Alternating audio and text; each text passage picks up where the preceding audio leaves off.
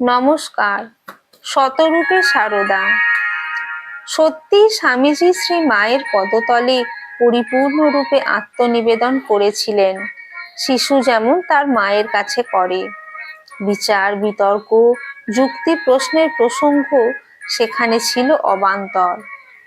শ্রী মায়ের আরেকটি উক্তি থেকে জানা যায় যে, একদা স্বামীজি বেদান্ত বিচারের প্রাবল্যে শ্রী মাকে বলেছিলেন, মা, আমার আজকাল সব উড়ে যাচ্ছে, সব দেখছি উড়ে যায়।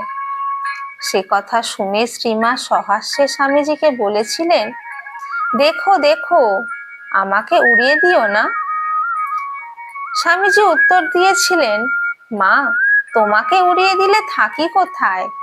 যে জ্ঞানে গুরু পাদপদ্ম উড়িয়ে দেয় সে তো অজ্ঞান। গুরু পাদপদ্ম উড়িয়ে দিলে জ্ঞান দাঁড়ায় কোথায়?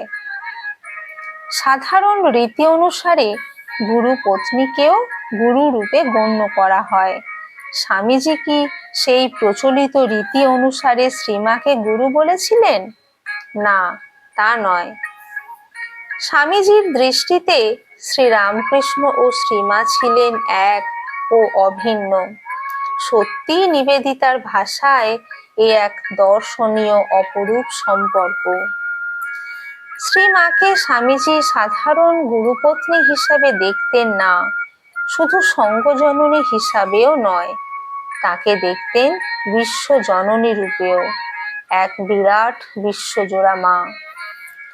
স্বামীজির কাছে শ্রীমা এ সবই, আবার তার ঊর্ধ্বেও। বস্তুত স্বামীজির দৃষ্টিতে শ্রী মায়ের স্বরূপ কিভাবে ধরা পড়েছিল তার সম্যক ধারণা বা বর্ণনা করা এক কথায় অসম্ভব। অন্যের কথা কোন ছাড়, স্বয়ং স্বামীজির সন্ন্যাসী গুরু ভাইদের মধ্যেও অন্তত কেউ কেউ যে প্রথম দিকে স্বামীজির ধারণার অংশভাগ হতে পারেননি, তার একটি দৃষ্টান্তের উল্লেখ করা যায় স্বামী বিজ্ঞানানন্দের নিম্নোক্ত বর্ণনায়। আমি মা ঠাকুরুনের কাছে বেশি যেতাম না, স্বামীজি কি করে তা জানতে পারেন। শ্রী শ্রী মা তখন বলরাম মন্দিরে। সেখানে স্বামীজি একদিন আমায় জিজ্ঞাসা করলেন, পেশন, মাকে প্রণাম করতে গিয়েছিলে? আমি বললাম, না মশাই।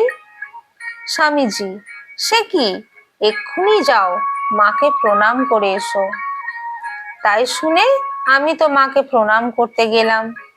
মনে মনে ভাবছি কোনো প্রকারে একটা ঢিপ করে প্রণাম করে চলে আসব। মাকে প্রণাম করে উঠতেই স্বামীজি পেছন থেকে বলছেন, সে কি পেশন, মাকে এই করে প্রণাম করতে হয়? সাষ্টাঙ্গ হয়ে প্রণাম করো, মা যে সাক্ষাৎ জগদম্বা। বলেই তিনি সাষ্টাঙ্গ হয়ে মাকে প্রণাম করলেন। আমিও মাকে আবার সাষ্টাঙ্গ হয়ে প্রণাম করে চলে আসি। আমি কিন্তু ভাবতেই পারিনি যে স্বামীজি আবার পেছনে পেছনে আসবেন। নমস্কার।